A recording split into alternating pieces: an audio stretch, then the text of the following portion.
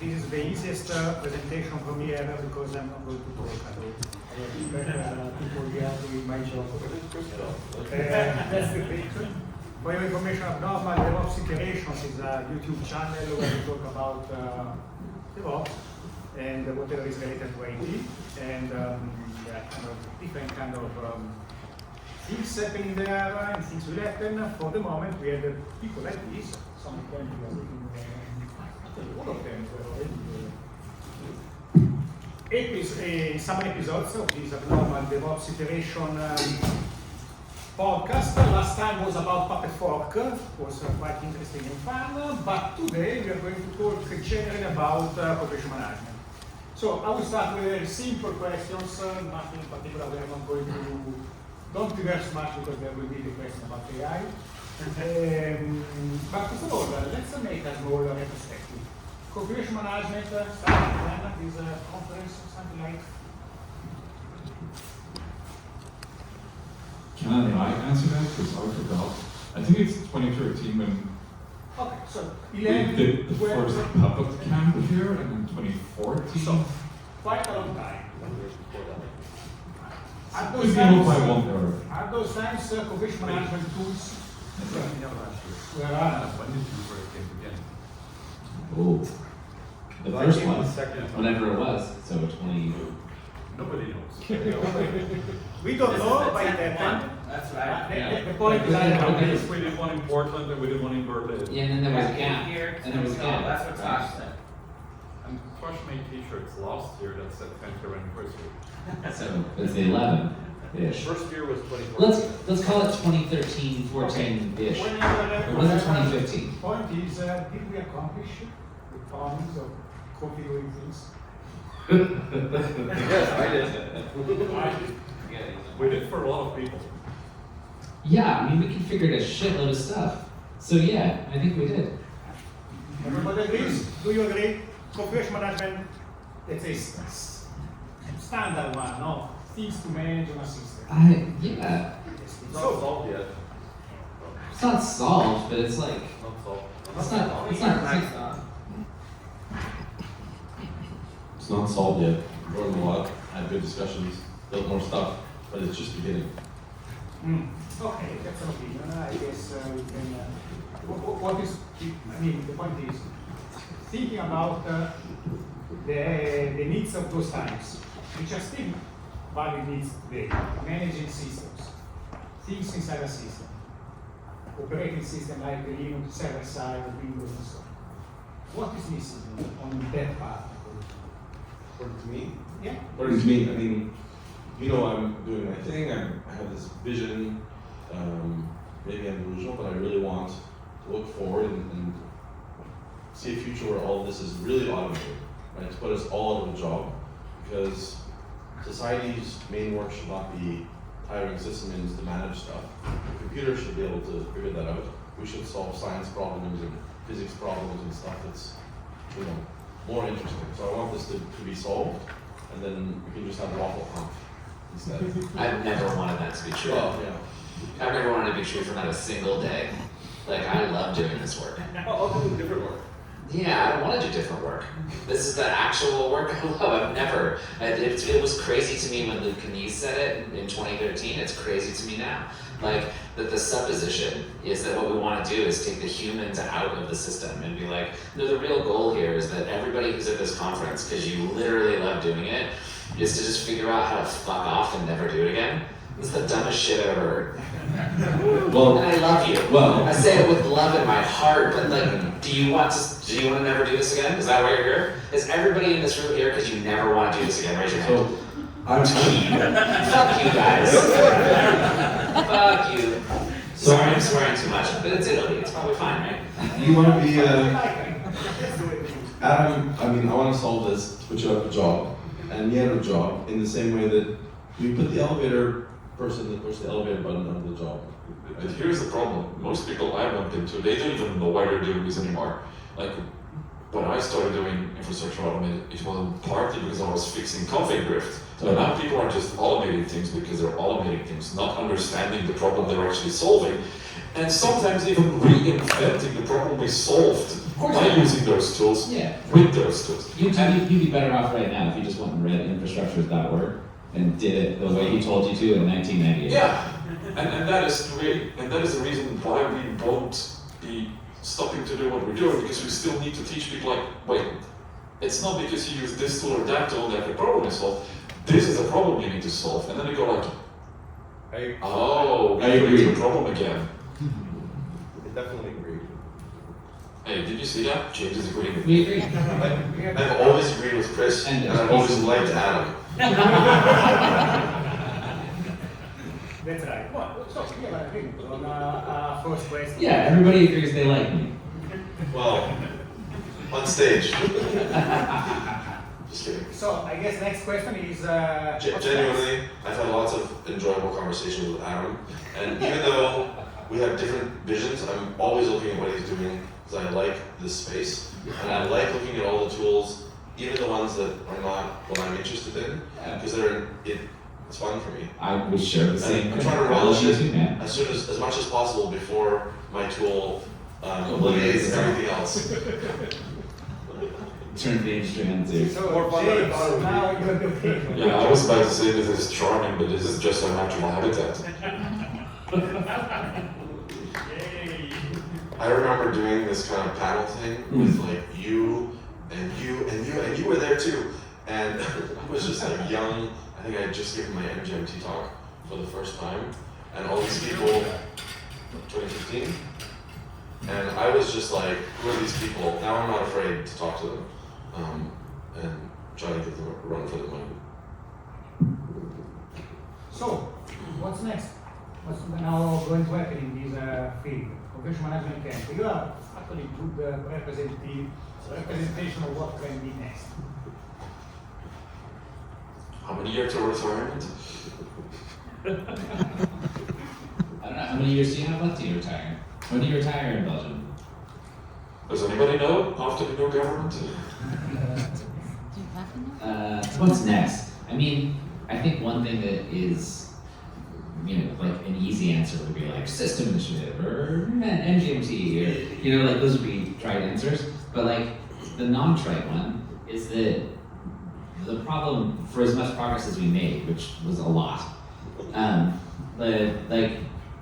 the broader problem in the world remains like very intractable, and certainly it's unsolved. And I think we're getting to a spot where now we've had enough successive generations of theory and of tooling that like you are starting to see alternate theories of like how the system could be built and how things could work. And I think we're going to see more, not less of that. I think the rate of return of simply like making an incremental improvement on what we already had, but built on like roughly the same basic foundations, like I think that rate's slowing down. And so I think what you're starting to see is people starting to think about like how can we build something that works in some fundamentally different way than what we had before, and it's hard to say what those systems will be because they're being invented sort of right now. And I try to bring them here on stage. Yeah. I try to bring those crazy people here on stage. Kris has been really cool. He got me into this conference, and it's the best conference of the year. And I say that genuinely and honestly. So you should fucking come here. They already are here. The internet people.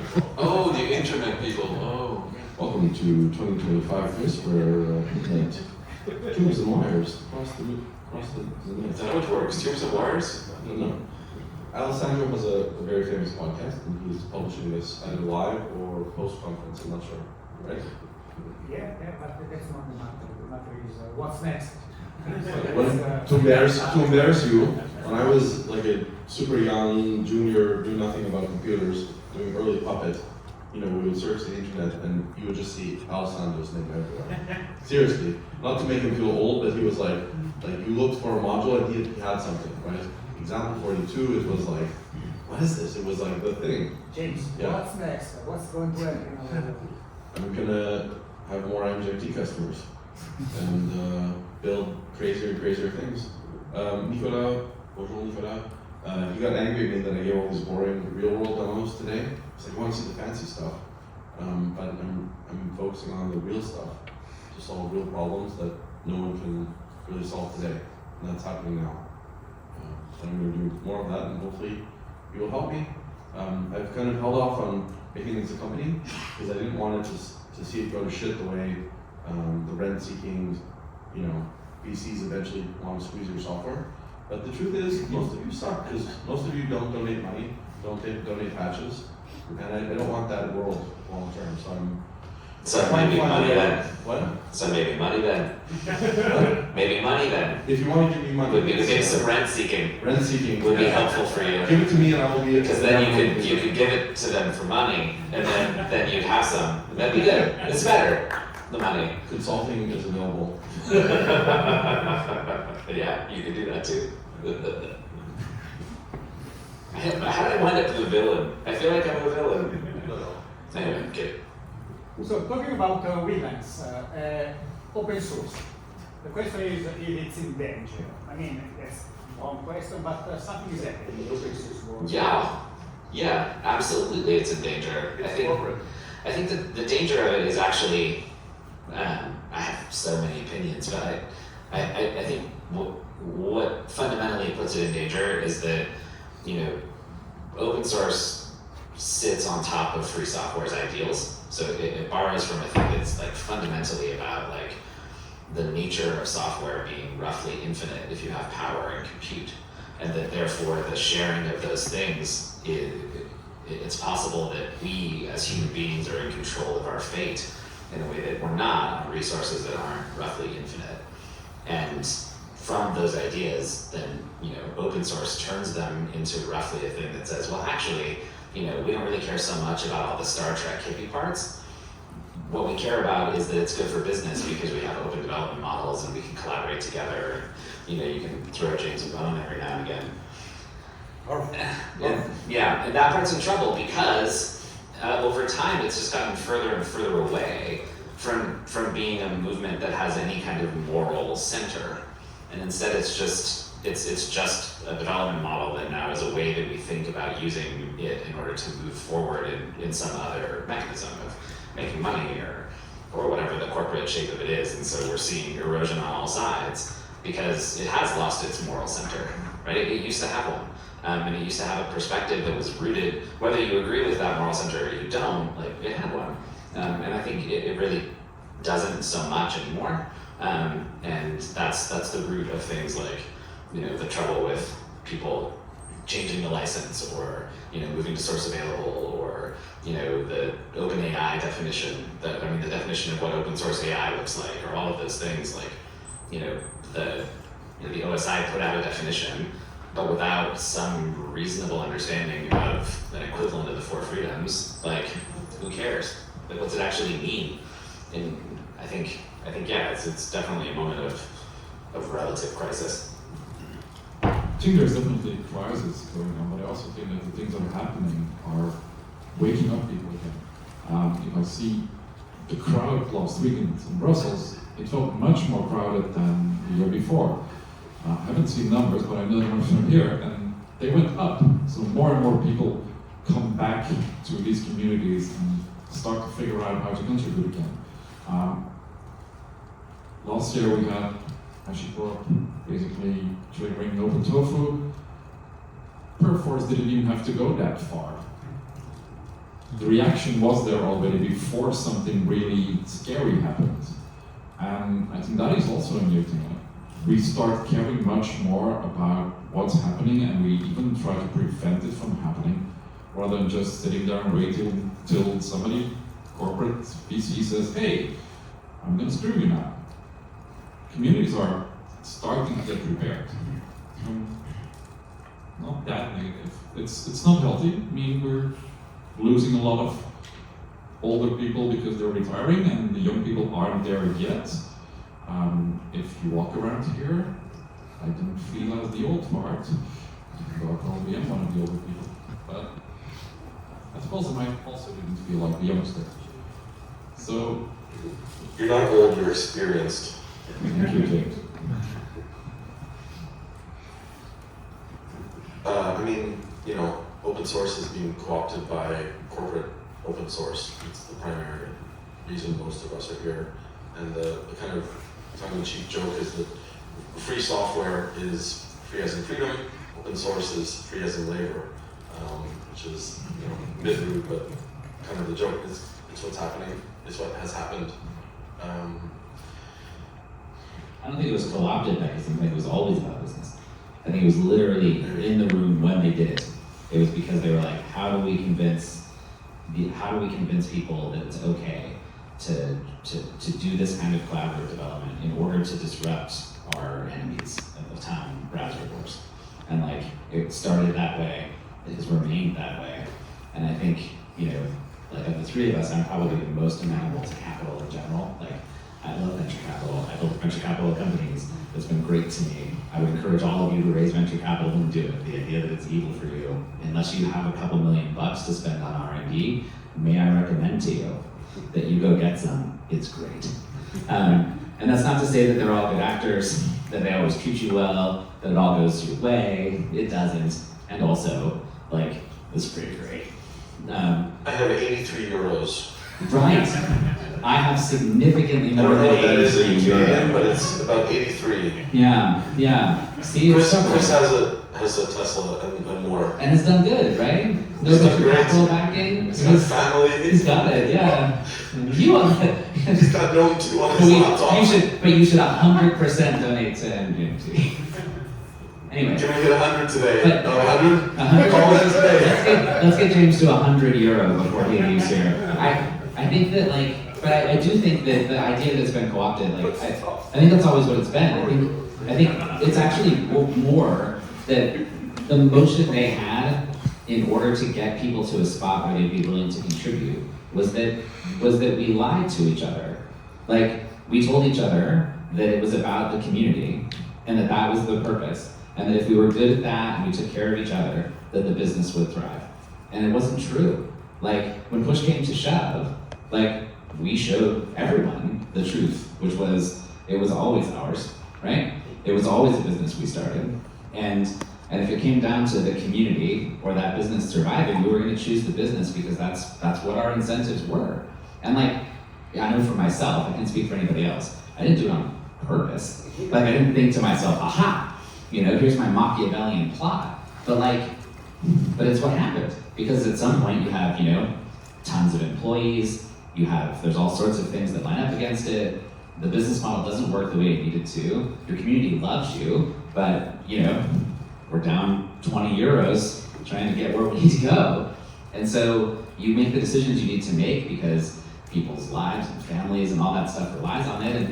And I think now we have an opportunity to sort of reset that clock and get back to a spot where we just look each other in the eye in the first place and say, you know what we need to build? And you learned from that and you're trying it again. Yeah, because I want to build communities. But this time I'm saying it very clearly. I'm saying, yeah, I'm doing it because I'm going to build a company. And what I want is a community who's invested and finds a way to monetize that software on their own if they want to. And if you don't do that, what happens is there isn't another viable way. And so you wind up with this thing that even though, if you're successful, why is it taking this long to have Vox? We should have had Vox a while ago.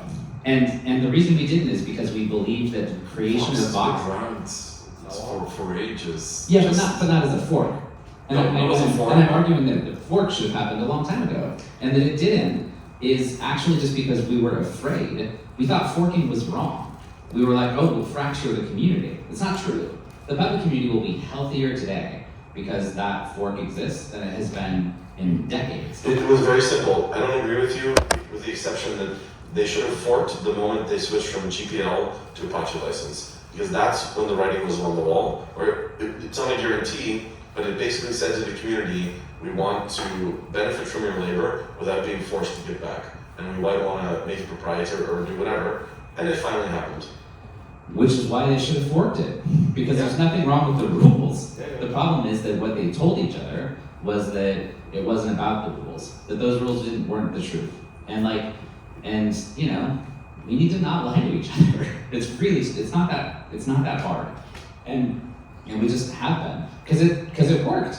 Like people would say, oh, it's about the community, it's about the blah blahs, and you know, and then push comes to shove, and it's about the money.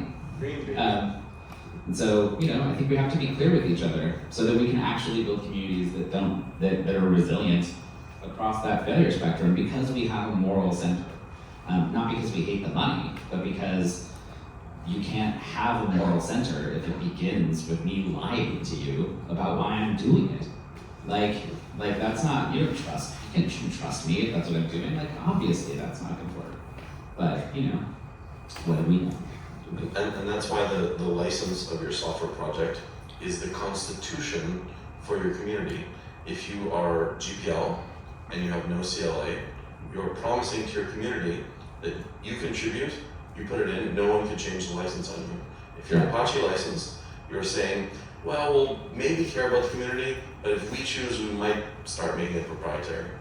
Choose the license to match your belief system. I totally agree with you. My struggle right now, so like Sister Initiative is under the Apache license, and it's because, but wait, It's okay, you're a business. no, but I'm gonna swing it back around again. Like, I actually would love to put it under the GPL. Do it. The problem is that You 83 euros right now. there's two interesting problems. So interesting problem one is that because of the shape of the business model, if I stick it in the normal GPL, it doesn't actually give you the protections you want. And then if you look at the affair of GPL, it has become, because it's not very great for business, it has become toxic in a way that then causes me to have to go have an argument with the entire universe about why that thing is okay. Only the Americans. What I want is United Statesians. whatever you want to call me, yeah. But what I really want, I do actually just want a copyleft license that makes sense across the for the use cases that are like across the spectrum of use cases, that is easier to apply and easier to understand, and doesn't carry that burden. If it existed, I'd use it. And I think because I think you're right that essentially you need to make a declaration that says, like, what is the community for? And I can get there with the Apache license, because what I can say back to you is, right, you also could take it and be proprietary. And at least we're on equal footing. I don't love the footing it puts us on, but like the idea that what we were supposed to do was stay together, like only if we were being good to each other. You know, if we're not being good to each other, we should not stay together. Like if you can't get what you want out of the software, part of the reason it's good and you want it under the GPL or you want it to be free is so that you can then make it do what you want. And if we're just being nasty to each other, you should leave. You should work. You should call it something else. You should move on. I knew it was a good idea to put you together. So, last two questions. One thing is a personal one about platforms. So, is it really all about platforms today? What is a platform? Exactly. I mean, IDPs? Internal developer platforms? IDP is one platform, but platforms. Let's say, People are building platforms the for the question past. about what is your opinion, your standing in front of the platform engineering movement, so to say, and eventually Kris as opposed, because it's sometimes opposed in the DevOps thing. To me, platform engineering is just yet another implementation of how we used to collaborate and how we work together. Whether it's service restart engineer or platform engineer or whatever, it's just another implementation. And if you take out the technology, we were doing platform engineering 10 years ago because we gave teams self-service thingies that they could spin up things with other tools. It's just new technology now, and there's somebody who said, hey, this is platform engineering. And actually, to be frank, I mean, if somebody comes to me and says, I'm a platform engineer, I prefer much more because that describes what they're doing much better than them saying, I'm a DevOps engineer. Yeah. It's a much better description for a lot of people's job title than what recruiters did 15 years ago. I mean, how hard did we try to make it not be a thing that you could be a DevOps engineer? I mean, man, we worked hard and we just lost. So yeah, I'll take platform engineer if I have to, because fuck a DevOps engineer. You know what I mean? The only reason DevOps engineer is a title because you got to have a higher salary. Like regular engineer, DevOps DevOps engineer. Okay. Yeah, AI. Next up on your What team. about AI operations engineer? And now it's a platform engineer that Get get it it. done. I mean, I think the thing about platform engineering for me is that the thing that annoys me at the like maximum level about it is when it shows up in my marketing life. It's always like if you put the platform in front of it, then all of the operational badness that exists in the automation goes away because I platformify it, and I'm like, how is that a thing? Like you platformify You it. automated it. Sure, I guess the automation of the automation that makes it so the underlying automation that doesn't work so good is going to work better, which is just like, wait, what? No, you just like, it's lipstick on cake. What? It's cool, you don't have What? to. Look, I was about to say this like when Juju said they integrate with everything, and Yes. basically it was just That's JavaScript exactly and what we're talking Chef, about. Solo, and Papa Deploy and Neat. yes, That's what platform engineering is, right? that's what I mean. And then we say that what it's going to get is something fundamentally different than those underpinnings, and it is just nope. So I was being in jest. So I remember Red Hat had this thing called Manage IQ, like this whatever thing. I briefly looked into that when I was at Red Hat, and then I just remembered it the other day, and then I, hopefully not in a mean way, suggested that I got like system initiative, Manage IQ vibes, and now also Juju. These three feel similar in my brain, like, and they're not. I know. Ouch. It's always I not. love you too, James. See if I donate to your thing. They were all very popular. Given between Magic was more popular, Juju was I charming. had a lot of Juju was charming. That was funny. That was so witty. Manage IQ had a lot. Do you remember there was a Juju charm? How many people in the room knew that? That was such a good joke, dude. Hit him with the microphone. It was. Are you kidding? Wonderful. Okay, so last question will be about AI. Are you ready? So, of all the questions and all the things that we can talk about in AI, let's ask and think about who do we have and when, according to you, AI managed systems. So, when did you guys What time is retirement again in Belgium? Within 1 year, within 10 years? I don't know, what are your That's your prediction. forecasts? I don't know. I'm pretty confident. I'm not an AI specialist at all. I'm the wrong person to ask, but pretty confident that it'll solve automation before AI solves automation. And at least if AI did produce something really valuable, it would be either very small or very lossy, like the latency would be very high or to achieve good results. Whereas by doing the engineering, non-heuristically, we can actually make tight code and tight automation. So I think that'll happen a lot sooner. So I was working on collaborative filtering in 1996. For those who remember what that is, that's about what we were doing with most Gen AI stuff about 2-3 years ago. Things are going faster. We've been hearing about AI ops for ages, but I don't see it because part of the issue is you need to have a shitload of data, learn from that data, and typically that means you need time, and most organizations don't get that time or they don't get the data set. So you cannot fix this in a one-size-fits-all solution. And the data's bad that we have.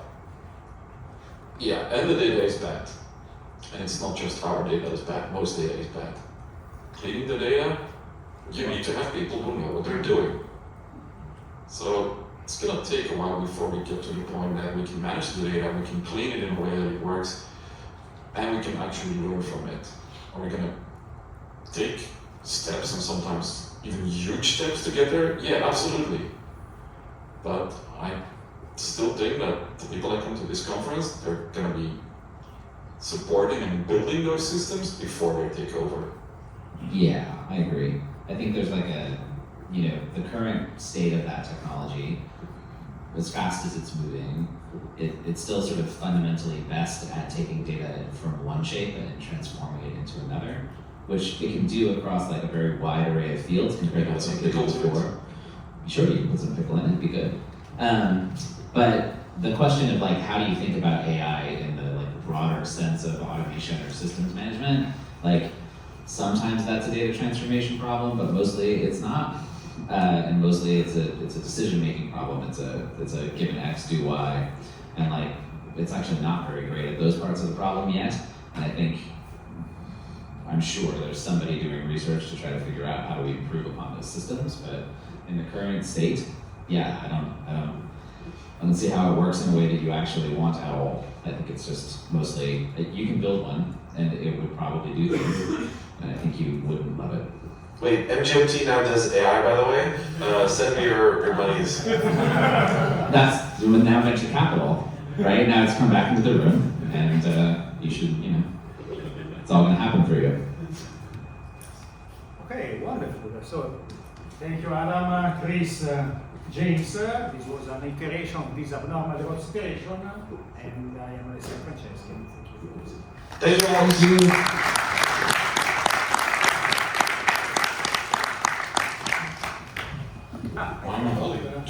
More questions. Questions from the audience? If you have a question, come run up and grab a mic. Is it still being recorded? All those questions. Yeah. All the questions, there's so many. Instead of us running to you, you could just run to us. Or raise your Or hand. raise your hand and scream and we can repeat it. But I don't think anybody has a question, man. I think they want waffles. Well, they had waffles. Maybe show. I have one question. Don't you think the code or the systems we are operating is enough descriptive and knowledge for AI to actually operate it efficiently, given training? Who was your question for? Everybody. Yeah. The question was, do we think that the current code that we have to run and automate the systems is enough to train AI to then make good decisions? Is that fair? Also the code for the systems themselves. So And also the code for the systems themselves. No. And and the reason is that the thing that they're good at doing is, think about it like, if you ever tried to actually put a feature into a product using AI, like, it's incredibly frustrating.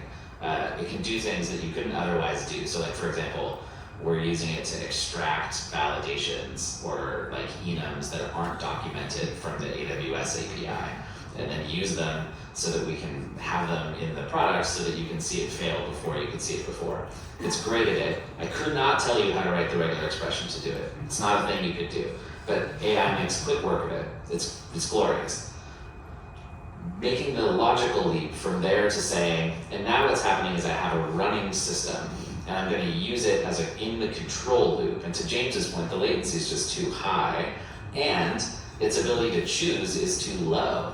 And so like, it doesn't make any sense that you would put it in the loop. Now, if you were asking it a question like, I would like you to rewrite management from Go to Python, it might have a shot, because that's a data transformation problem.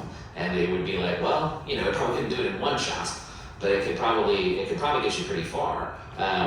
And so it's just that there's a slight frame of the problem where, because you can get this like agent-like behavior that comes out of it, it feels tempting to be like, oh, what could happen is then it could start to operate the systems. But it's not quite right, because even with those agents, what they're really doing is just bringing in more information in order to transform the information in another interesting way. And it's not the right fit for the problem. I think in a way that's a long answer to, it's not about the code, it's about how the system will respond to that code and the feedback loop we don't have. It's the data that it generates when certain actions are being triggered, and we need to sanitize that data for it to actually learn how it happens. Now you are working. I'll tell you why I think the data is bad. Because most infrastructure, it's not a diss to anyone here, although you're certainly to blame. The focus is not on artful, beautiful, elegant infrastructure. The focus is on, it's good enough. Sorry we leaked your data. It's super shit. So, yeah, that's fine. Any questions not about AI? Yeah. Isn't venture capital the main part we are in the open source crisis? Because One way or the other, the Hell yeah! Are you saying is it capital's fault that we're in the crisis? Exactly. No, it's yours. I'll be blunt. It's not. It's like what happens is that open source won, and none. How many of you can just recite the 4 freedoms? Okay, one person in the back end, you can. I can too. I'll tell you what. If we were here in 1999, every single person in this room could do it. You were fucking right. And the reason you don't have to do it is because what open source practically means for you is that you go to GitHub and you check out the source code and you do some shit with it, and that's as far as you think about it. And lawyers have thought about it, your company doesn't have to think about it, none of you have to think about the values. And so then when it does things you don't like, you go, hey, it's capital's fault. It's the venture capitalist who made me do it. And as an actual CEO who's taken a bunch of venture capital money, I can tell you, they do not tell me what to do. I choose. Now they can fire me, but my job's to choose. So if you don't like what I do, it's on me. And I get to choose the investors too. So guess whose fault it is if I choose a shitbird that makes me do bad things? My fault. But you let me off the hook because I come to config management camp and you're like, Adam seems nice. Yeah? That's not true. So like, it's not capital's fault, it's yours. You forgot that free software mattered because it matters for you. And you decided it didn't matter anymore. You decided that all that mattered was that you could work it off GitHub and use it. Because it's pointing there. I'm pointing roughly at y'all. And like, you have to care again. And you don't. And until you decide that it matters to you in a way that's more fundamental, then you get what you want and you don't have to pay for it, we're fucked. Adam is 100% exactly correct. No one pays. You know, everyone literally has to go out, individuals, companies. If you consume shit, you have to pay for it. And not $5. Put $100. You know, you can't get a company to pay even one engineer's time for all the code they back them up. Dude, you gotta have some, like, I hear you. I know, and it's a problem. Like, that's the other thing. There are multiple layers of problems. So there's like, do the maintainers get paid? How does that stuff work? But like, it is not venture capital's fault during this crisis. If all y'all decided that it mattered to you and that free software mattered to you, we would not be in crisis. We would not. But you decided it didn't. You decided what mattered was you get it for free. You didn't decide that it mattered, that other people could use it to get what they needed. That if I'm going to use Felix because I like Felix and sitting in front of me, there's a lovely person whose name is Felix. If Felix needs something from my software, I want Felix to have it. Even if I don't want Felix to do it. Because it hurts me not at all. It doesn't take a thing away from me. That's just true. It's morally true. And you don't care. And it's a bummer. And that's why it's failing. It's got nothing to do with the capital. Let me add one thing. It's not only our fault as users, maybe also part of the fault is companies, big companies, making money out of open source projects of other companies. 100%. I don't think that's actually the problem. I think That's the reason of the HashiCorp I think, sorry, but HashiCorp changed their license because their business model was dramatically inefficient because the only way they could get you to use it was to give it to you for free. And so that dropped their average selling price from what would have been, Chef and Puppet did this to you. Do you know that there were 2 multi-billion-dollar ARR companies when we started? And we obliterated their market. We destroyed it. We dropped a nuclear bomb on it. And if you combine both of us together, we cut it in a third. That's how much money we made. And by growing the market, orders of magnitude. That's insane.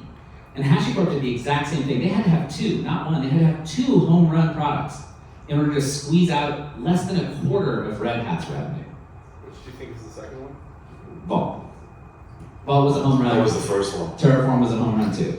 And Baker was before. yeah, but Baker makes them no money.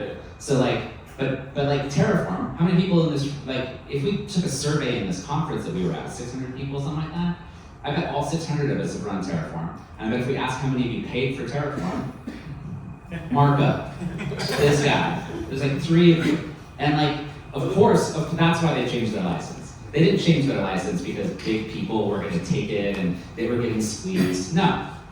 when you reach saturation in the market and your ASP is low, you cannot grow anymore by getting people on the left-hand side of the equation. There's just a fixed number of people who give a shit. And the price was too low. And so they have to raise the price in order to grow, and they can't.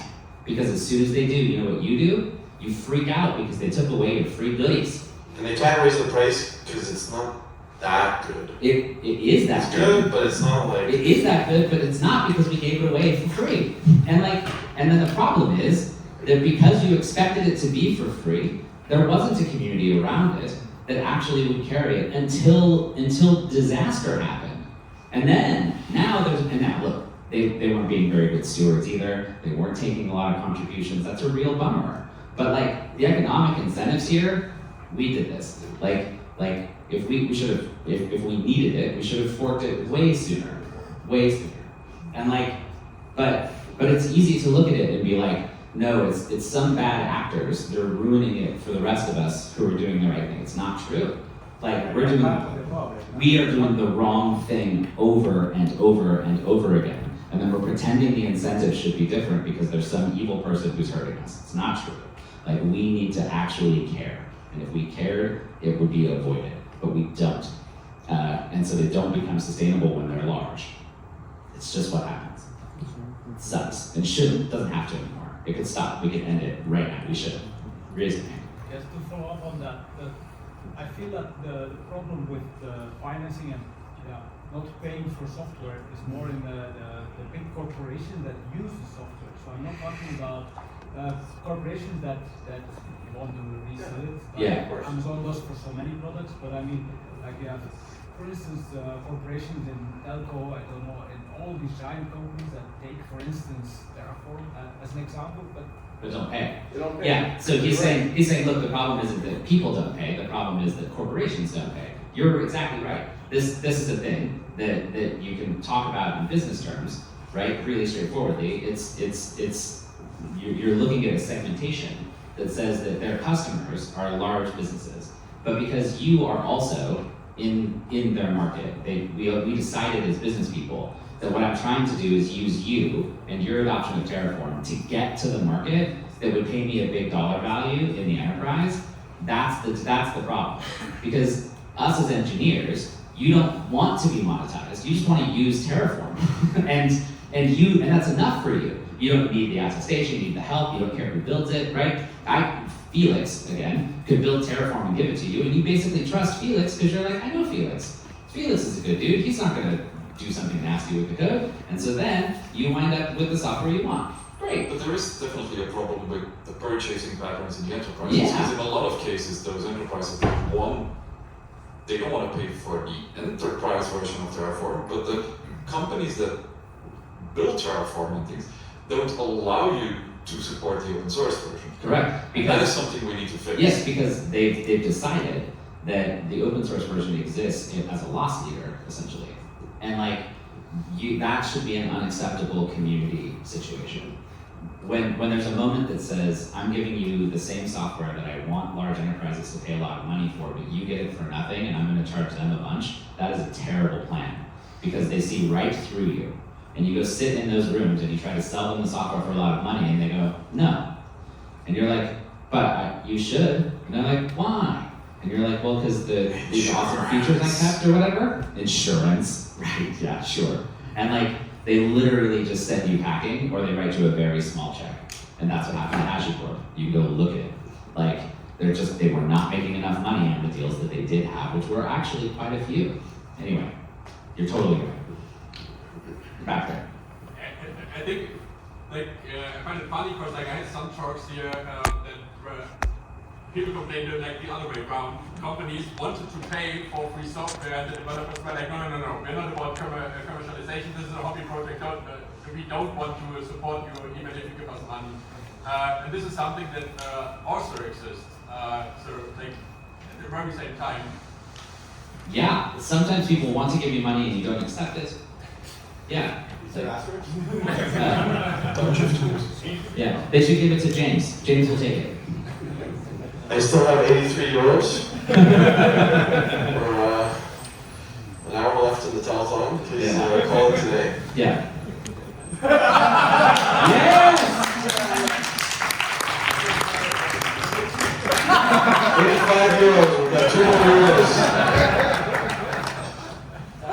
I will squander most of it on purchases of French butter. I have 20 American dollars. United, oh, 20. I mean, and just to show you that wait, just to show we're good sports in the config management space, I am going to donate today $20 US to System Initiative. I don't want your money.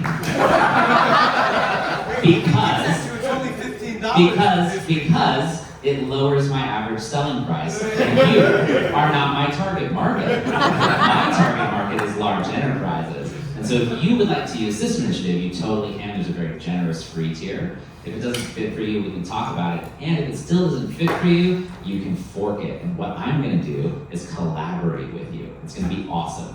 You're gonna do the thing you wanna do with it, and I'm gonna work together with you, and we are gonna engineer the thing that serves our needs. Yours is not the same as mine, and that's what makes us a community. Not because we decide we all want the exact same thing, but because we don't, and we figure out how to stay together anyway. What's the Sharpie? Adam, will you sign the bill? Yeah, sure, I'll do whatever you want, but that is your money, not mine. You Lower want to to the sign $20 bill, and I was about to ask, how much is Tiny Puppy charge? What's Tiny Puppy? Oh, Tiny Puppy. Oh, Tiny Puppet, not Tiny Puppy. It's free for everyone, Tiny Puppet? Free for everyone. Free for everyone. Was there another question? Don't listen to him, Alessandro. I give you Sorry, 20 I US don't know how we got so spicy about open source. But More questions? Marco, what's up? Another question, just something to add. I think important what you said before. I don't think I don't want to kind of justify the corporates, but I think the problem is not just they don't pay anything for it, but first of all, it's all about contribution. So even if you don't pay the money, you should contribute to the project. And changing the licenses, I think the biggest problem is breaking the social contract. That's the biggest problem. Absolutely. As somebody who definitely broke the social contract. Repeat it. The statement was that part of the problem was if you were writing software, you should be contributing. I think there should be some kind there of should be some kind of, not necessarily monetary contribution. Yeah, it could be a code, it could be lots of things, it could be monetary. And then, but then the problem with the license changing is that the social contract is then broken. Yeah. And the answer is absolutely.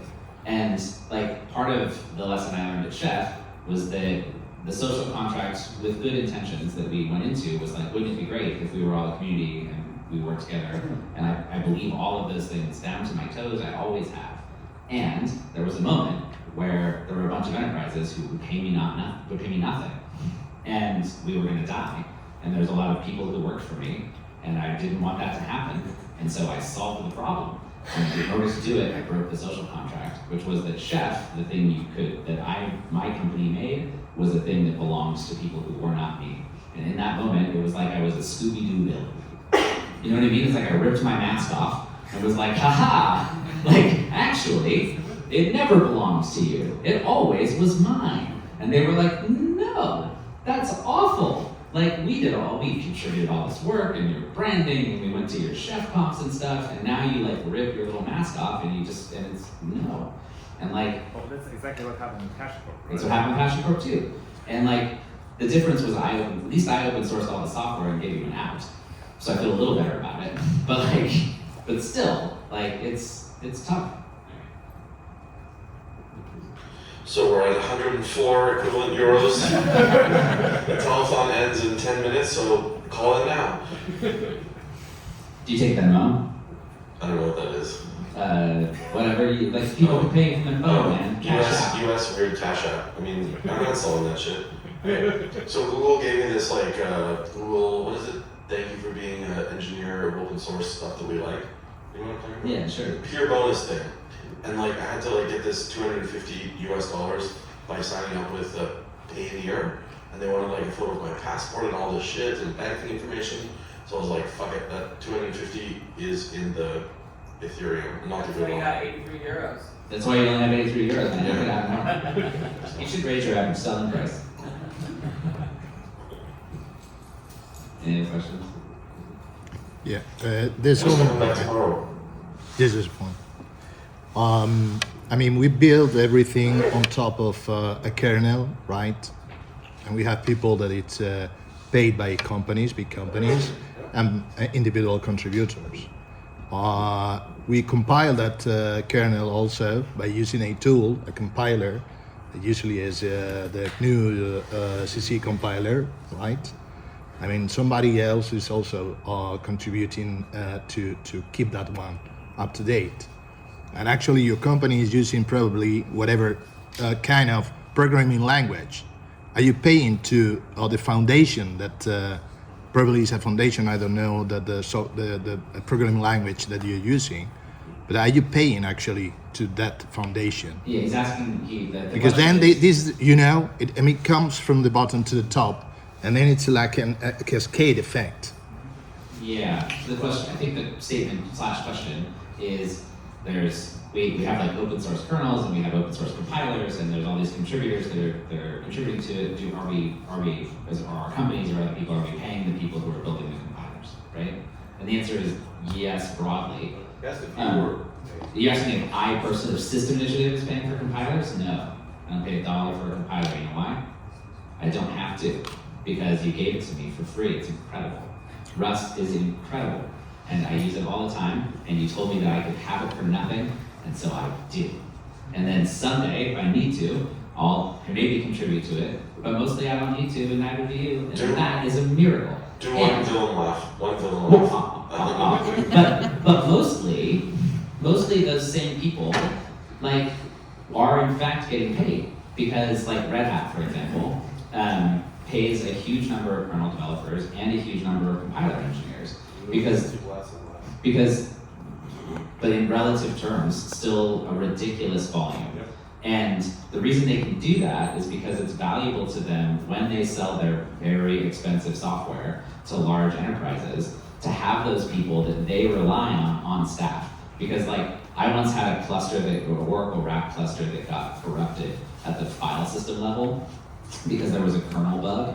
And Red Hat put a kernel engineer who worked in that subsystem for the memory subsystem on an airplane, flew him to the office, sat him next to us. He couldn't figure it out either. But then we got the guy who wrote the Oracle file system who had left, and we paid him this ridiculous amount of money. He flew in on a private jet, and he like fixed it with a hex editor. And like, so sometimes you just want the people who can do that to be near you, and so they get paid to work on compilers. It's amazing. So the lesson is don't use OCFS2? For real. But maybe don't have memory corruption bugs is probably the real lesson. More questions? Yeah, you think there's some room in the enterprises for another Red Hat? Hell yeah. Not only is there room for another Red Hat, the greatest crime that we have committed in terms of open source business is that we convinced each other that that model was unique to Red Hat. What we have said, what we decided was that Red Hat that was unique because Linux was unique. It wasn't. Red Hat is an enterprise software company. They make software, they sell it for money. I dare you right now to go run Red Hat Enterprise Linux for free. Because you can't do it. You can't do it. You can run CentOS all day. But if you would like Red Hat Enterprise Linux, you pay them on average $896 a CPU. You know what it costs to run Ubuntu? If you want to buy a license for Ubuntu, do you know? No, they sell licenses. Do you know what they cost? They cost $896 a CPU. You know how many of you buy them? None of you. You know why? They gave it to you for free. So I gotta tell you, I don't think it's your fault you run it for free. I think they're fucking dummies for deciding that they're a big market plan. Like Red Hat, Ubuntu's share is they have like a 33 share of the Linux market. You know what RHEL's share is? 0.09 or something. Less than 1% of the global Linux market runs RHEL. They meant $2 billion. Ubuntu struggles to get over 200 million. Ooh, no, I'm right. That's their number, 0.9, I think. Less than 1%. Now, then there was a lot more. Yeah, historically, but like, this is the thing about a high ASP, right?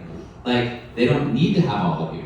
They just need the people who pay them, on average, $896 a CPU. And like, but then more RHEL, but you're right on the point. But then they give more RHEL like that software, if you look at CentOS, it has a much higher share, right? If you look at all the clones and add them up, they have a much bigger share. This is better because it's not worse, it's better because they're actually aligned incentives. And yeah, there will be more red hats if we're lucky. I've been trying to explain this to venture capital, and it's now starting to work, where I can now like break down how the business model works and be like, this is dumb. And the problem is that open core and open source, when you give software away, you all really like it, and so you'll use it. And the lift that happens in companies, because the venture capital growth model starts with growth, right? So if you can just get a lot of people to use it, that's enough to then generate a bunch more venture capital. So because open source is so effective at getting you to adopt, you use it, and then the story we tell ourselves is we'll monetize you later, which inevitably is a trap, because in order to get you to use it, I had to give away so much value that I can never claw back. I mean, part of that trap is also people conflate users with customers, which is almost never the same. Yeah, Marco points out that the trap is that if you conflate users with customers, that's also a trap and bad. Because everybody's just chasing GitHub stars, right? Because everybody's chasing GitHub stars. I mean, like, I think it's obviously necessary that you can't pay for all the software that you're using. I have 1,940 packages installed on this laptop. I could never pay for all of them. I don't think you need to pay for all of them. I think it's the responsibility of the people who decide they're going to build businesses to figure out how to build a business that you pay money for value you receive.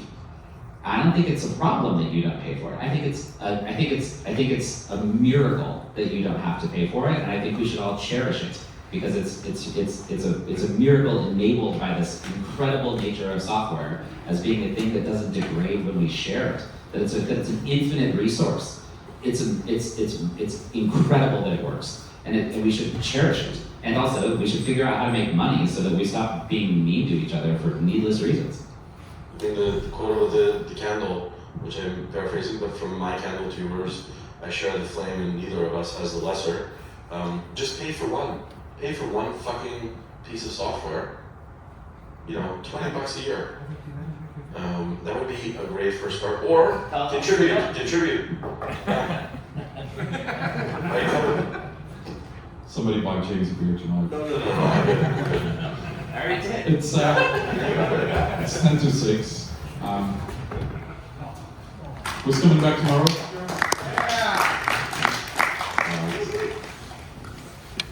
Kris contributes by organizing these great conferences.